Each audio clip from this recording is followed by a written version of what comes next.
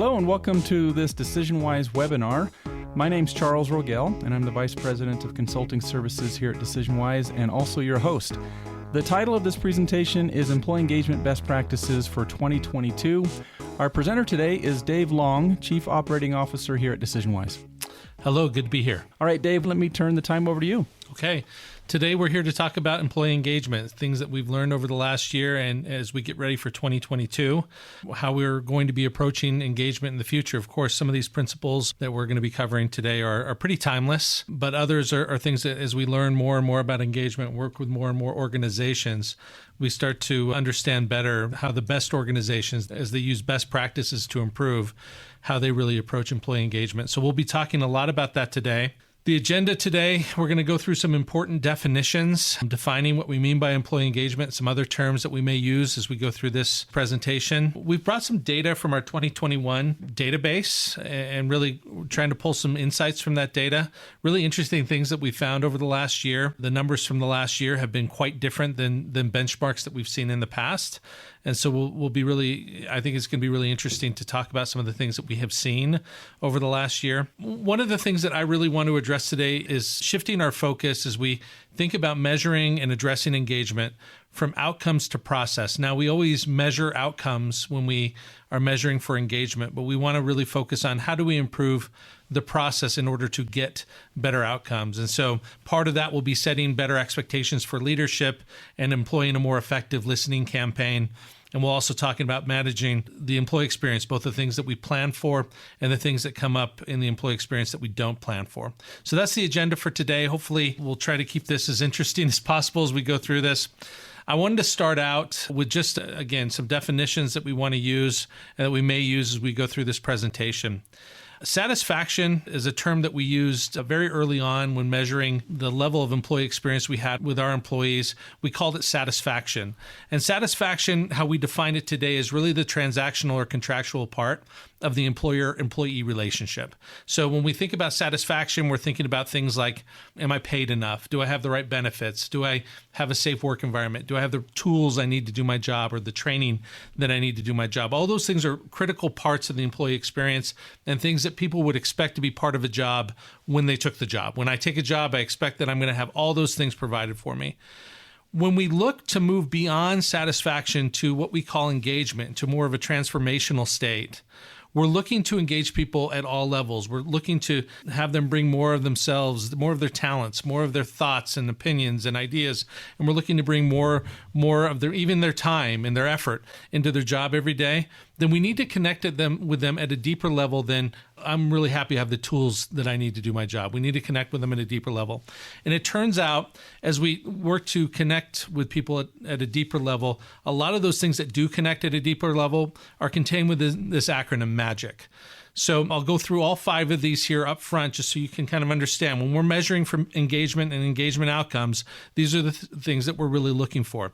We're looking for meaning in the work. So an employee has purpose, that what's important to them is important to the organization that they work for, and they get to fulfill some of their personal purpose through the work that they do at the organization. We look for autonomy, that they feel trusted by the organization, that they feel trusted by their managers, or that they can do their work without constant micromanagement or oversight. We look for growth, that an employee feels like they're making progress both personally and professionally through the work that they're doing on a day-to-day basis and over time. Impact, that they feel valued for the contribution that they make within the organization and even recognized for that contribution, that they can recognize that they're making a contribution to the success of the organization. All those things fit into the category we call impact. And the last thing is connection, that they feel like they belong here, they feel included in the organization, they feel like they have people that they can rely upon, that they care about, that they can trust. So all these 5 factors are things that if I have these in place, they're things that allow me to connect with the organization and the work I do at a deeper level and can lead me to be more engaged in the work. And that's great. We really need to understand what are some of these components, but really what we're doing is when we're working in the practical world of trying to improve engagement in an organization, we need to really understand where are we, when we action plan, when we try to actually improve engagement, where do we need to do that? Where do we need to focus our efforts? So we'll be talking about that today. Before we get too far into this, I wanted to give a couple of more definitions here because we just talked about employee engagement. I mentioned what that was. But sometimes when we are talking to clients, they'll kind of conflate a few words together: culture, employee experience, employee engagement. And sometimes when people use our survey products, they'll call them culture surveys or employee experience surveys. Well, there's a difference between culture, employee experience, and engagement, but they're all related. So I wanted to talk about that a little bit today. First of all, if we were kind of to give a by-the-book definition of culture, we would say it's a set of values, norms, guiding beliefs, and understandings that is shared by members of an organization and is taught to new members as the way to feel, think, and behave. Another way, or a simpler definition for culture that I've heard often, is culture is simply the way we do things around here. It's a way that I like to think about culture because when we start thinking about how do we impact the things that culture touches, we start thinking about, well, how do we impact the way we do things around here? Can we change the way we do things around here in order to get better outcomes in the organization? So then beyond culture, we have employee experience. It's the sum of perceptions employees have about their interactions with the organization in which they work. In other words, employee experience is the impact of the culture on the employees, specifically on the employees. Of course, culture has impact on customers and all sorts of places, but specifically when we talk about employee experience, we're talking about the impact that culture has on employees. And then engagement is the emotional state that we talked about before, where people feel more passionate, energetic, and committed to their work. And as a result, they're more likely to bring more of themselves or their best selves into the work that they do. And that employee engagement you might consider to be the employees, and we'll say positive emotional response, right? Not just emotional response to the employee experience, because it can be negative, but their positive emotional response to the employee experience. So to sum that all up, engagement, employee engagement, what we're solving for here is an outcome of employee experience, and employee experience is an outcome of organizational culture. Employee experience is an outcome of the way we do things around here. And therefore, so is the level of engagement. It's an outcome of the way we do things around here. So improving engagement will usually require improving employee experience, which will likely require adjustments to the way we do things around here or organizational culture. So with all of that in mind and kind of where we're working and understanding sort of the difference between those three things, I do want to look back at 2021 and some of the things that we've noticed over the last year. And of course, 2021 is the year following 2020, which was not exactly a fun year for most people. But it's really interesting to see how perceptions in the workplace have changed over the last year. So we're going to look at that today. And one of the things that I want to do is just say, where are the biggest changes? One thing that I'll note up front, hardly anything got less favorable in our benchmark. So almost everything got more favorable or stayed the same in our benchmark from 2021 to previous years. Mm-hmm. However, and our benchmark's a 4-year rolling. Yeah, it's a 4-year rolling benchmark. So we're going to compare 2021's number up to date, right? Mm-hmm. We're December 15th. Yep. So up to date, 2021's numbers, we are going to compare that to what we've seen in the past, the 4-year rolling benchmark that we typically use. Okay. So hardly anything went, in terms of perceptions, hardly anything went down in 2021. The only thing that did was a question about work-life balance. And that was negatively impacted by 5 or 6 points. Mm-hmm. But then there are a lot of things that actually the perceptions improved over the last year. So the biggest improvement, or the single biggest improvement in the benchmark, was this item about senior leaders. Senior leaders are visible and accessible. The favorable response, in other words, we use a 5-point agreement scale. 77% of responses said agree or strongly agree to this in our benchmark in 2021, this year. Mm-hmm. And that was up 15 points from the previous benchmark. Which is really surprising. It's shocking. It's shocking. Like if we had one company that was up 15 points, we would have been surprised by that. Right, yeah. One company, one small company. It would take like a 50-person company in a normal year to say, wow, that's a huge difference. Beyond that, we also have another item which deals with senior leaders, which is senior leaders know what is going on in the organization. Mm-hmm. And that was at 68% favorable. That's not that great of a number, but it was up 8 points from the previous benchmark. And this is a question we use with almost every organization that we work with, but it was up 8 points from the previous benchmark in 2021. So this idea that senior leaders are visible and have a clearer understanding of what's going on in the organization is much more favorable in 2021 than it has been when we've seen it in the past. And it also kind of indicates that visibility impacts people's perception of their awareness. I think that's 100% true. That's what I've seen, right? And Charles, you've seen it too. But yeah, I think that's 100% true. The more visible senior leaders are to the people that work in the organization, the more the perception increases that they feel like these folks know what's going on in the organization. The next one is also interesting. Employee voice scores were elevated. And we ask 3 questions on our survey typically about employee voice. One is, am I willing to speak up? The next one would be, if I do speak up, does the organization listen and respond to it or have effective methods for doing that? So that item about the organization having effective methods for receiving and responding to suggestions for change was at 72% in the benchmark in 2021. That was up 10 points from previous benchmarks. That's an area where organizations typically really struggle. Mm-hmm. They really have a hard time with receiving and responding to suggestions for change. The next one is whether or not, they receive and respond to it, but do they also value my input, feedback, and suggestions that I give? And so that one was up to 70% favorable. 70% of people strongly agree or agreed. And that was up 8 points from the previous benchmark. That's really surprising too. Yeah, and to give a question about the database came up, just to give you some perspective. It is our DecisionWise database. It is measuring all the clients that we work with over the past year, and that 4-year rolling benchmark includes hundreds of organizations, many of which have administered a survey multiple times during that time. So it's very robust.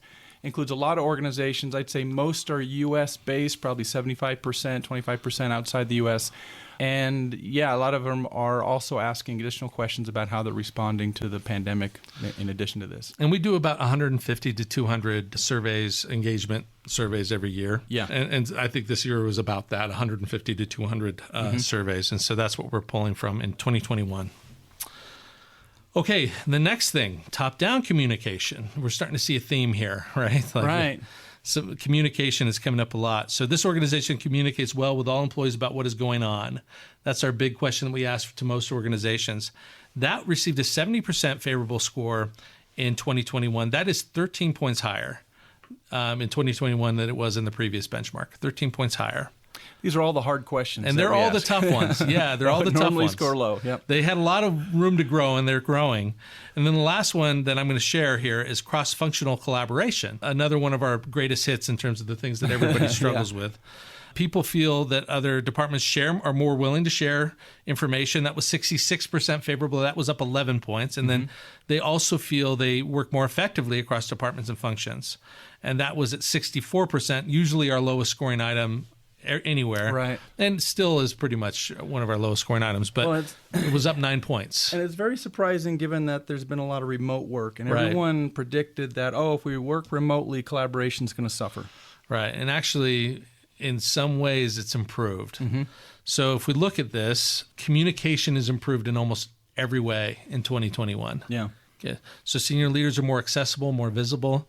We know that organizations are communicating from the top down more effectively.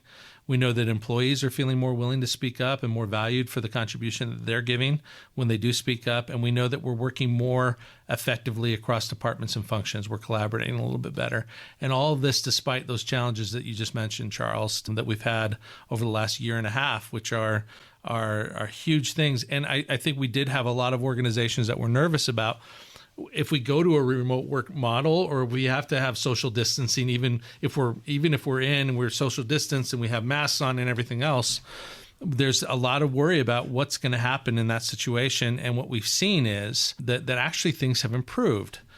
And so the question that I have, if most organizations are experiencing better outcomes with communication, what you should be asking yourself, the most important thing that you should be asking yourself is, how have processes changed to access those better outcomes? Yeah. So we're going to talk a little bit about processes and outcomes and how to measure the two today. But really, I think it's useful to, if you feel like things have been going better, or if you've run a survey in 2021 and have experienced better outcomes, a really good thing to do would be, what are we doing differently? A good question to ask myself would be, what am I doing differently? How are we getting these better outcomes? And how can we preserve that and continue doing that in the future?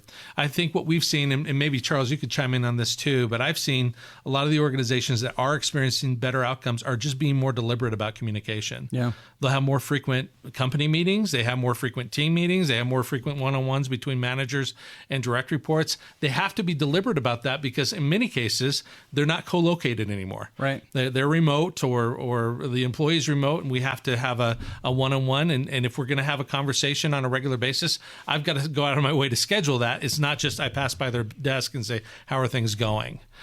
And that visibility question was interesting from senior leaders because, maybe that's a direct tie to the amount of video meetings that we've had.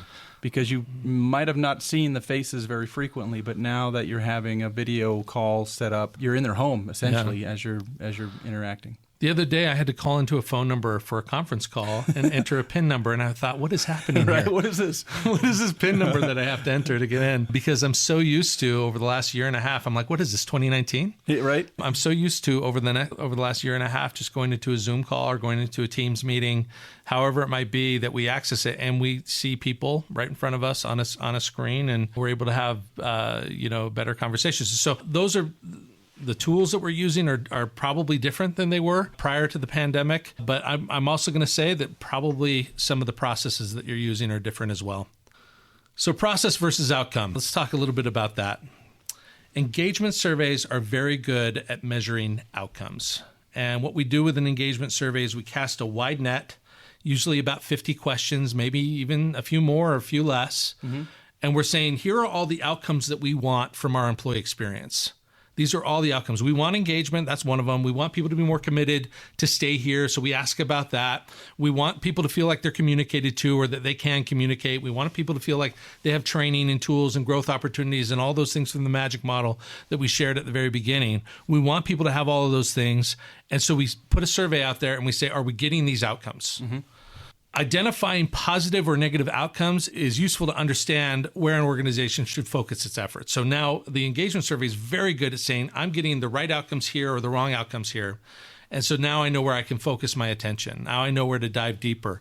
We're having problems with communication, or more likely they're not now. Yeah. But maybe they were in the past having problems with communication.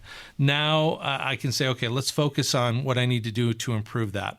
And then some outcomes, and sometimes an engagement survey will show outcomes where we're doing pretty well in terms of an outcome, but really we actually have poor process behind them. And sometimes the reverse is true as well. Sometimes we have bad outcomes where we've got good process, right? Yeah, because we'll see high supervisor scores, and they haven't done any leadership development. Right. Yeah, no it's effort. Just by the charisma of your leaders, you're doing well in that area, right? Yeah. Just sort of lucky. But I would say that generally when we see inconsistent outcomes, meaning if I go from one department to the next and I'm getting different outcomes, it usually means I have some level of inconsistent process. In other words, some people feel like they're getting regular feedback from their manager and that it's great. And some people don't. Well, probably I don't have a process in place to make sure that everybody in the organization is getting consistent feedback. Yeah. And in order to improve outcomes, the process needs to change. So let's talk more about outcomes and process. This is a framework that we use at DecisionWise to help us understand how do we get to the outcomes. And if we look at the outcome that we're looking for, in this case, if the outcome we're looking for is engagement, and we measure engagement across a whole spectrum of different levels of engagement. But let's say, for the sake of argument, that we want everybody in the organization or as many people as possible to be fully engaged. Well, how do we get that outcome? Well, you might rightly tell me that employees need to choose to be engaged. Right. So there's a choice that an employee makes that says, I'm going to like my job, I'm going to bring more of myself in to the work every day, and I'm going to enjoy this. There's a choice to be made, and that is true. How do we influence more employees to make that choice? Well, we try to make the best employee experience we possibly can. Remember, the engagement, the positive response to the employee experience. So we try to make that employee experience. We're working backwards, if you haven't noticed on this chart. We try to make the experience as best we can. And so sort of when we put all the things together that we've designed for our employee experience, we might be able to call that an invitation. Here's a great employee experience. We invite you to make the choice to engage. Yeah. So, but going into employee experience, we have to look at the process, or we might call it the culture, right? The culture is just the way we do things around here. So the process that we put forward and that would come together and make the employee experience are going to be what's happening at the senior leadership level. What are the values that are being espoused? What are they showing? What's the strategy that they're rolling out? Organizational support, what's HR's role in this? What kind of tools and resources do I have? What kind of communication tools do we have? Do we have Teams in place or Zoom in place or something like that? We have organizational support to help us design a process that leads to a better employee experience. And then what happens at the manager and team level? What are the interactions like between managers and direct reports? All of those are things that would go into the process. And if the engagement is the what we want, then the process kind of determines how are we going to get there? How are we going to get there? And so we'll talk more about that as we get into this presentation. But one of the things that you might ask if you're just kind of starting out in this process, or if you've been in this process of trying to improve engagement over time, I'm guessing a lot of people on this call are interested in improving engagement in the organization. One of the things you might ask yourself is, what is the organization ready for? Yeah. The organization that you're in, what are you ready for? So you start somewhere in this effort to adjust employee experience to improve engagement. You have to start somewhere. And most organizations are going to start, and I think it's the right place to start, by measuring outcomes. So if we look at this is what we call an engagement maturity model. And what we try to do is we try to say, okay, what are you ready for? And that helps us determine the plan for helping you improve engagement in your organization. So if you've just been passive engagement up until this point, so you've just never measured it. It just has happened to you. Yeah. Then we would say the first thing that you should do is determine what are all the outcomes that you want from your employee experience, and let's measure them in an engagement survey. And this is a lot of steps I see HR people step into where they just got enough approval from the CEO to actually run the survey. Right. So, hey, we're just going to do a baseline this year. We just want to gather data, understand what's going on. And they're hoping to use the outcomes of the survey to gain more traction with the executive leadership team, and so on. And I think I've seen people be very successful with that approach, right? Yeah. You say, let's start here. This is just a simple place to start. We're measuring outcomes, and we're trying to identify, are there pockets of dissatisfaction in the organization? Are there things that as an organization where we really struggle or where we're really doing well? Really good to measure the outcomes first. Take organizational action, identify 2 or 3 things that are 1 or 2 even things that are difficult in your organization, and try to make progress on that. You can even do that at the department and team level if you want to. And then communicate both the results that we get from the survey and the actions we're going to take. That's where people sometimes, they communicate the results, but they don't communicate the actions, even if they take them. Sure. They don't communicate the actions. So that's, if we're moving from passive engagement and we're trying to think, what is the next thing that we do? Then that's going to be a really good place to start. And what happens, and if we go up this maturity continuum, what happens is that as you do that, what happens is automatically you start to engender commitment from your leadership team. They start saying, oh, this was useful information that we got from this. We were able to do something, and we were able to make progress. And that's the best way to build commitment from your leadership team. And you need that because ultimately, and the goal for most organizations is to get up to that third step, what we call management. And really what that means is that we are driving engagement in the organization, not from HR, but through the leadership structure. Yeah. So we want to get to that point. We'll talk about getting to that point. But first, another word on this approach of just surveying. We understand the outcomes, we make an action plan, and that leads to greater engagement. We call that the measure react approach. In other words, we survey to understand the areas of general concern by people in the organization. We act to address the concerns, and then we measure again to see if we've improved. Pretty simple. And we call this measure react. It's a very reactive approach to engagement.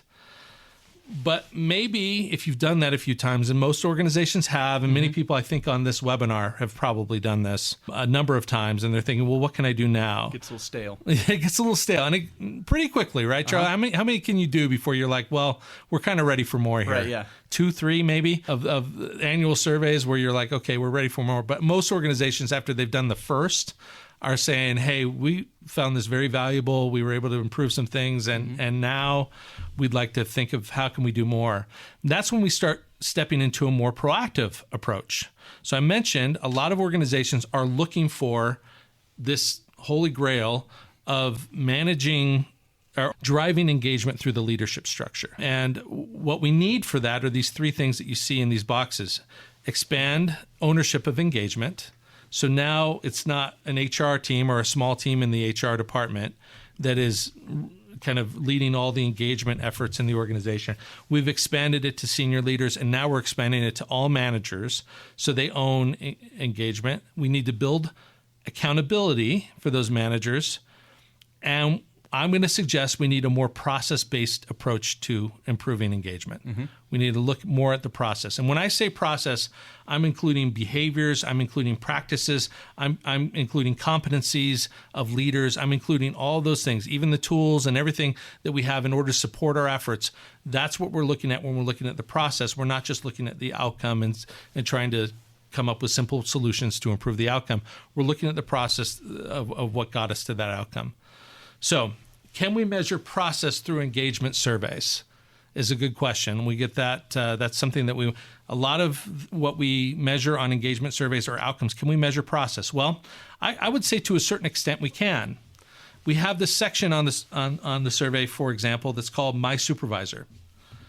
And the My Supervisor section has a number of questions that are kind of process items that lead to better engagement. We know when supervisors provide consistent feedback to their employees, those employees tend to be more engaged. So we have that. That's sort of a process thing. Now it says, hey, supervisors, setting an expectation in the survey, supervisors, you should be providing feedback. But it's not necessarily telling them how to provide the feedback. We're just saying that feedback is an important component of it. Likewise, we say supervisors also need to provide recognition for good contributions and the efforts that their team puts in. So we're saying that they need to do that, and that's an important part. So that's kind of a process item, right? That says, okay, part of the process of a supervisor engaging their team is to provide feedback and also to provide recognition. And also we want our supervisors to help the team develop and grow. And by the way, we also want supervisors to care about their employees as a person. So all of these come from our standard survey. They're all part of our engagement survey, and they're all kind of part of the process. But I would also suggest a lot of these are really important, and it's important, and we're kind of laying out the high-level process for engaging an employee if you're a manager or a supervisor, but we're also looking at this and saying, okay, what does it mean to give ongoing feedback? What does it mean to give to give recognition? What does it mean to support my employees' efforts to develop and grow? And what does it mean to care about people as a person? Sure. So they do a great job of identifying more specific outcomes that we want, or even we might call those kind of loose parts of the process that we're looking for in order to engage people. They do a really good job at describing what managers should be doing, but not necessarily how to do those things. So they're more actionable, but still not describing exactly what to do. Yeah, I think they're considerably more actionable for sure. You know, I can tell from that, I really need to be giving my employees more feedback, but it's not going to tell me exactly how should I do that. So what we do in order to kind of close that gap is we try to establish process through competency models. So an effective leadership competency model will define competencies and behaviors associated with effective leadership. It will help define what is the process that I need to take. What are the actual behaviors that I need to exhibit in order to access the better outcomes, the engagement outcomes that we're looking for. Here's how we view this. We design expectations for leaders. We say these are the behaviors that you should and the process that you should take. We communicate those expectations to leaders, and then we hold them accountable against those expectations. So here's a good example of how this works. So notice the difference. In our engagement survey, we say, my manager cares about me as a person. We could establish a leadership competency for our organization. If caring is really important, we say, we need managers who care about their people. Yeah. If that's an outcome we're looking for, we believe that's going to drive engagement. Then we could say, look, here's what we mean by you care about your people. Now we're getting into more specific actions, right? And then leading into that competency, to define that competency, we have these behaviors. One is demonstrates a personal interest in the well-being of others. Okay, we're getting somewhere. right? So that's an action that a manager can take that shows caring, demonstrating a personal interest. Yeah, it's observable. Right, observable. Makes time for other people. All right, either I do or I don't. Right, so that's an observable behavior.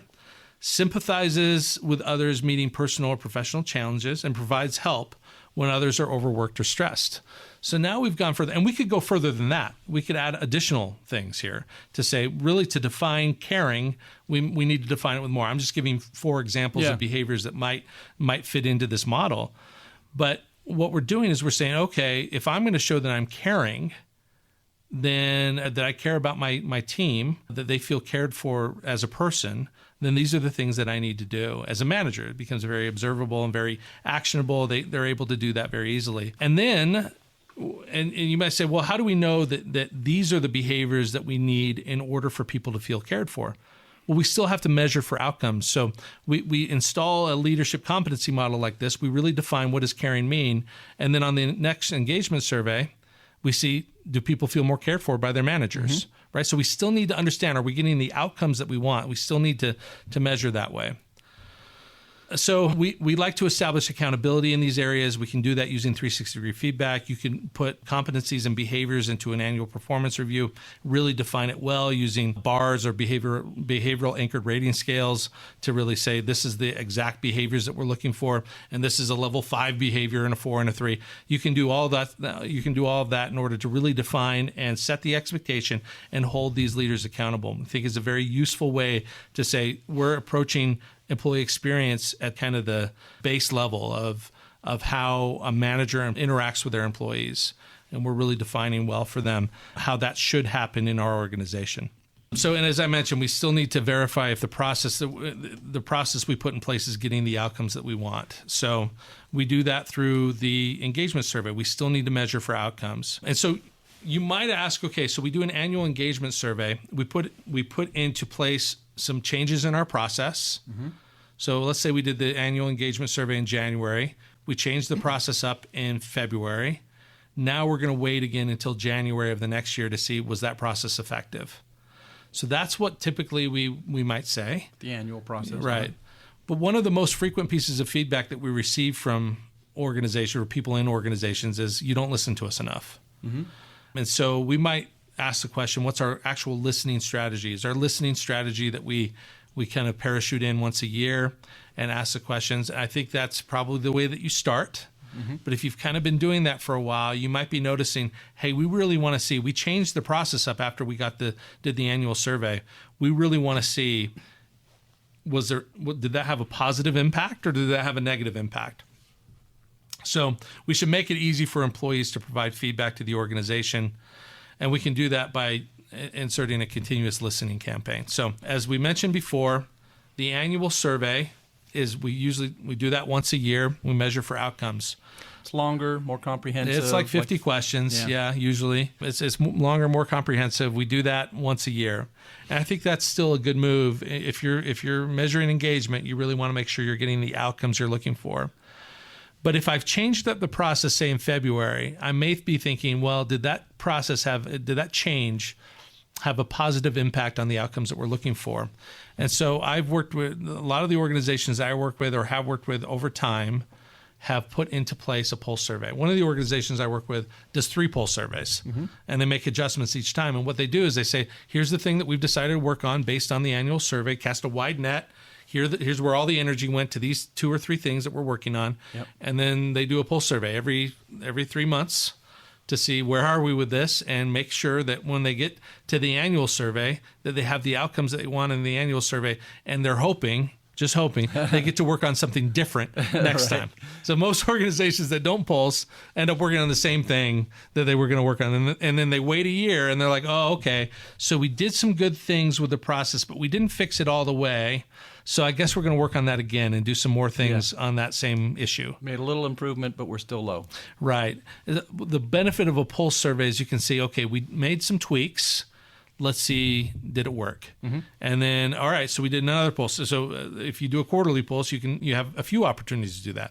Make a few more tweaks, pulse again. Make a few more tweaks and pulse again, and see where we are with that. Most organizations don't do a quarterly pulse. They'll usually just do like a 6-month pulse or something like that. Or if you're on an every other year cadence, you might try to do a couple of pulses between the survey that you do every 2 years. So pulse survey is a good way to kind of shorten your iteration timeline. We can iterate on things a little bit more quickly. We don't have to ask all the questions.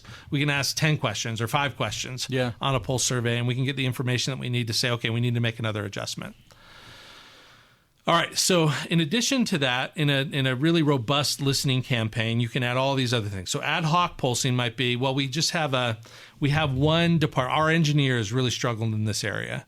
So we're not going to send a pulse to the whole organization, but we might hit the engineers with 2 or 3 pulses throughout the year to see if we're making progress on this thing that they're upset about. We also might say, well, what we're noticing is that people disengage pretty quickly when they get here. We don't have a great onboarding process. Let's start measuring to make sure that the process is happening and that we're getting the right outcomes from our onboarding process by doing onboarding surveys. Or we might notice people are leaving after 3 years. Let's start running an exit survey to see what are the reasons that they're leaving the organization. Or we might just say we really want to have a more frequent monitoring program. We can do anniversary surveys and send out a survey to everybody on their hire date every year and say, hey, thank you for being here for another year. And what are some of the things that you can tell us about your experience? So every month, a 12th of the population. You're getting data from the 12th every month. Assuming your hiring is pretty even throughout the year, you get a pretty consistent look at your employee experience. Usually those are a little more general. The anniversary, maybe there are 2 or 3 questions and a promoter score, a net promoter score question, along with maybe an open-ended question at the end to see where things are. But it can give you a good measure for where people stand throughout the year. So all these things could be part of it. And undergirding all that would be 360-degree feedback that is more of a process survey. It's spelling out the behaviors you want from your leaders or even your direct or even your individual contributors. You can do something for your executive leaders, director level, VP. You can do something for line level leaders. And we're essentially sending that out to develop them and make sure that they are exhibiting the behaviors that we need in order to drive the culture through the leadership structure, drive engagement through the leadership structure. So all those things can be part of a listening campaign. Now, again, we're looking at the maturity model, and many of you who are currently in passive engagement right now are saying, well, I can't do all that right now. Right. I'm never going to get that approved. But I bet you can get an annual survey approved. So you start there. And then once you do that, then there may be more of a desire to say, well, maybe we want to know more quickly if the changes we've made have had an impact. So now we're looking at doing a pulse. And then from there, you're like, well, maybe we want to look at some of these other things and so on and so forth to really develop a listening strategy over time. We know these things don't happen overnight. And we know that it takes time to get the buy-in necessary in order to launch a really robust campaign like this. I guess the point of the matter is we want to make sure our employees feel like we're keeping a pretty constant pulse on what's going on in the organization. We want to make sure that they know that we're interested in the outcomes that our employee experience and our culture are creating for them. Yeah. So let's talk more about employee experience. And something that we actually have talked about in a book that we wrote, The Employee Experience, is these critical moments in the employee experience. So I want to talk about it a little bit right now, just kind of to close up the information that we're sharing today, because we showed you all these parts of a listening strategy. And when we look at employee experience, we know that that's the impact that the culture has on employees. But we also know employee experience can happen at planned intervals and unplanned intervals. So what do I mean by that?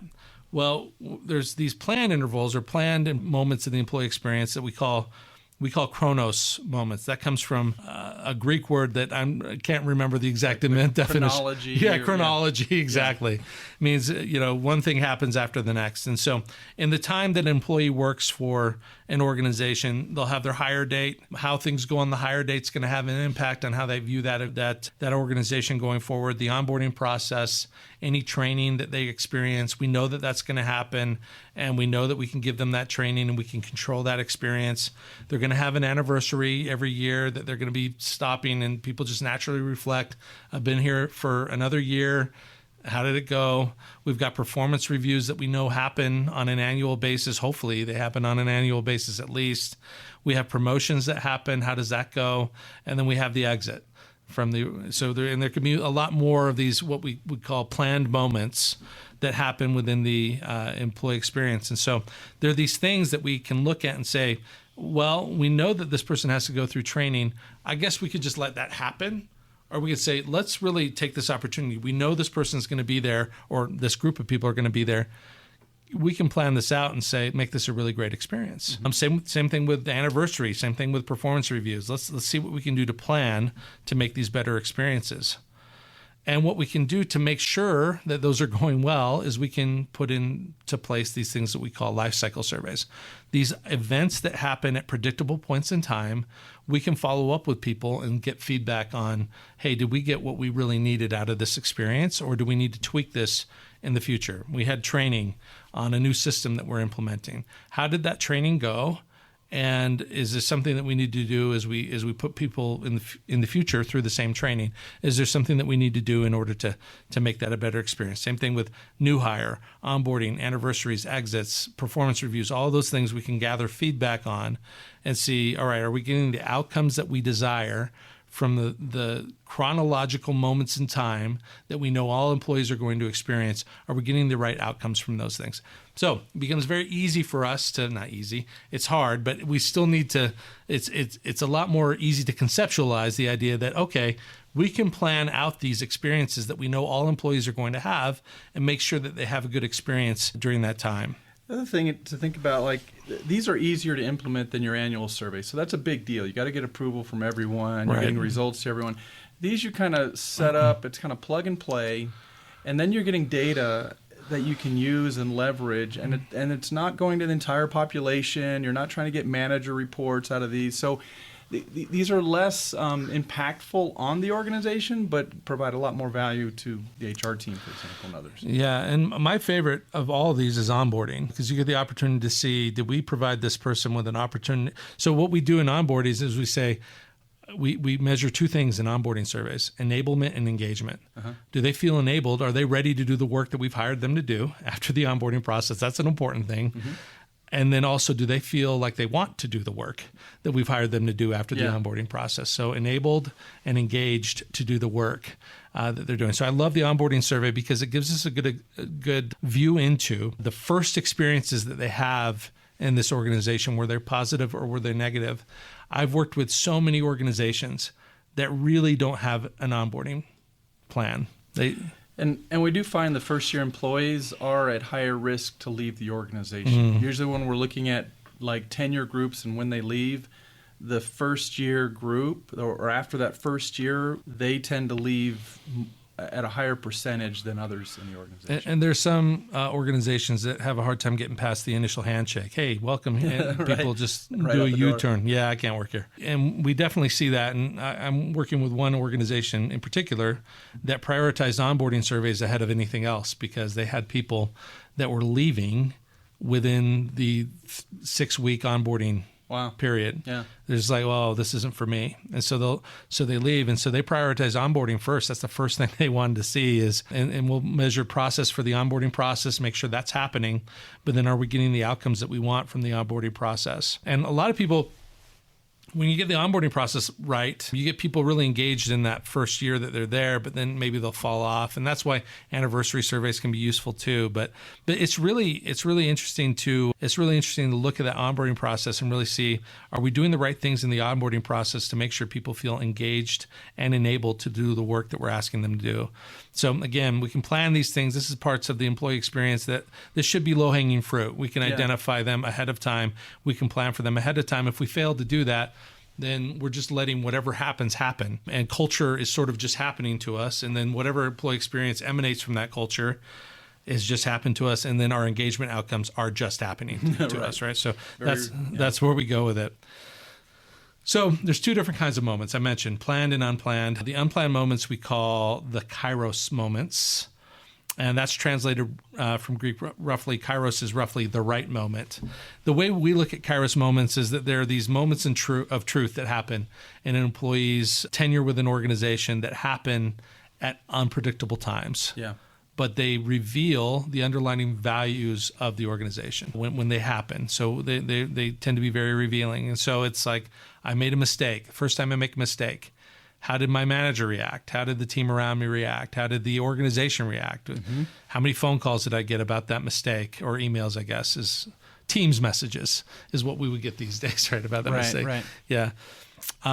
Customer complaint, or I've had a conflict in the workplace, or I have a lifestyle change, or I failed, or there's a riff that happened, a reduction in force that happens. How did I handle that layoff? Periods of time where we have heavier workload. How do I feel supported in that time? And then I have personal issues. I have things that have happened, a sick child or something like that happens. And the way that the organization responds to those situations goes a long way to determining how I view my experience and how I'm willing to react to my experience going forward. If I have a major personal tragedy and the organization seems not to care about it and says, rub some dirt in it and get back in there, it may impact my ability to be ever engaged in that organization. Yeah. So these are extremely critical moments in the employee experience. And you can think of more. I'm just, we're just spitballing here with a few of them that we can think of, but you can think of more. And they happen at unpredictable times, but we also know that in your organization, they're happening on a daily basis. Somebody is having a personal crisis or a difficult day or have made a mistake. They're worried about their job. They're worried about something. And how we respond to those can have a really huge impact on whether or not people are willing to, engage in the long term. So how do we prepare for those moments? We know that we can't predict them. We can't plan ahead of time and say, okay, we know that Charles is going to have this really personal problem going forward. Let's plan for this. Because Charles always has personal problems. We know that. We can plan for that ahead of time. We know it's going to happen. No, that's not how it works, right? So we have to, I'm going to go back to something we covered midway through this presentation. We have to make sure that we are describing for managers the behaviors and competencies that they need to develop, the processes that they need to go by in order to prepare them with those, in order to respond to those Kairos moments or those critical unplanned moments in a way that drives engagement. Yeah, and a lot of this, I think, comes back to culture as well, because you're looking at, like, if someone makes a mistake, what is our attitude? Are we positive about that? It's a learning experience, or are we so focused on results that we can't afford mistakes, and mistakes are punished, so then people are afraid to take risk. And you're then, detracting from a performance-oriented culture because people are afraid to really, kind of stick their necks out on things. And they might even be afraid to admit when they made a mistake. And so it just festers and festers and festers, and then all of a sudden you got a huge problem. But you're right, it all comes down to culture, and culture is the way we do things around here. Yeah. And that is the process, right? Yeah, and it informs the competencies that we develop and what we hold managers accountable for, and then how they treat their employees. So if we go back to the very beginning and say, all right, so the outcome we're looking for is engagement. And we know we get engagement through a really positive employee experience. And we know that employee experience emanates from the culture. You're right. The exact thing that we need to work on usually is the culture in order to get the outcome that we're looking for. And that can mean, and if we went back to the original chart that I showed, we're looking, how do we make sure that that's happening at the senior leadership level? Do we have the structures in place, the organizational support structures, in order to support the culture that we're looking for? And then we look, what's happening at the leader team level, the individual manager level, to make sure that that is being reinforced on a day-to-day basis in those interactions. So we prepare people for the right moments, and one of the ways that we can do that is through competencies, and then through using 360-degree feedback in order to help them develop those things that we're looking for, right? We're setting an expectation, as we mentioned before, and then we're following through and holding them accountable against those expectations that we're looking for from our managers at that base level. But these competencies should be shown and demonstrated and exemplified from the top leadership of the organization. We need our HR leaders to be exemplifying and showing others how to do these things. We need to provide training in order to make sure that our leaders have this ability to do it. We can't just say, this is what we expect and not follow through with any support. All that support has to happen, and we need to show examples of that in order for the culture to really change, to create a better employee experience, which will eventually get us to the outcome that we're looking for, which is better engagement. So one question that came in is around, leadership team needing coaching and training in a lot of different areas. What do you recommend for a company with 20 years of business history to start with? So usually I say, look at your performance appraisal process and what you're measuring there. Is it all metrics based, or do you have some behavior topics that you're also looking at? So maybe there's 4 or 5 or 8 behavior or competencies that you're starting with to say, as a manager, we're trying to make you model these, and I, as your manager, will judge that. Yeah. The other piece is to create a 360 and measure it more comprehensively and get feedback from all different groups and start that as your point. But essentially, you're trying to say just what you described here. We have to describe what we want to hold managers accountable for that align with our culture, create good outcomes, all that good kind of stuff. Right. And I would agree with that. I think the really big benefit of implementing 360 in your organization is kind of on the sly from the HR team. You can create a competency model, like you're measuring from a competency model on a 360. Yeah. Whether you're just adopting one that's already out there, you've kind of adopted one in your 360. And by extension, you're setting an expectation. Anything that's on your 360, people are going to be like, oh, this is what I'm being measured against? This is what I need to do? All of a sudden they pay attention to it. So now they wake up and they're like, oh, okay, I didn't know I was supposed to be doing that. Yeah. And so we've kind of communicated an expectation and immediately providing them with some accountability against that expectation. Now, 360s to start, I always believe should be development focused. So we're just saying, look, we're doing a 360. These are really good behaviors that we want you all to do. But this is for your own development. We're looking to develop you in that way. And when we do it that way, we can set up a process that's really a development-focused process. And so our senior leaders don't feel so taken aback by it. They're not like, oh, if you're doing this and sharing it with everybody, then that's doesn't feel like a development focused 360. Sure. Yeah. But if you say, look, this report is for you. These are the expectations we have as an organization that we've kind of laid out in this competency model. This is a report for you. You can kind of work through this and decide what are the areas that you really feel like you need to improve. You can provide coaching to your leadership team, whether it's if you need an external coach, you can find an external coach, or if you have coaches internally, you can provide coaching to that leadership team to help them kind of do that. Now, if you have a really set of criteria that you're wanting to use in developing your leaders, then you could also kind of try to create a training program. But usually that's harder to get across the finish line than 360-degree feedback. 360-degree feedback is a really great way to just sort of introduce, here are some competencies that we need, and to get people to start working on them. Yeah, and it's kind of the first step as well. So, we're pretty biased because we conduct 360s, we run 360s. Yep. We've got, 80 different competencies, 320, I guess, behaviors aligned with those different ones that you can choose from. So there's a full library and an area of resource you can choose from to kind of build that if you'd like. But we always say that's your first entry point when you're trying to develop your leaders. And then they're really interested because it's relevant to them. And there's a reason why we're biased in this, because we do 360s because we believe in them. Yeah. There's a reason. Yeah. The chicken or the egg here. But the first thing that came first was our knowledge that this is a really effective way to improve leaders. Okay, just a summary here. And I know there's at least another question that we'll try to get to before the end of this, but a summary of what we've talked about today. Remember, employee perceptions around communication really have improved over the last year. That may have happened in your organization. If it's happened in your organization, one of the things you might be thinking is, what have we done differently that we can preserve and do more of in the future? And what have we done differently that we can even do more?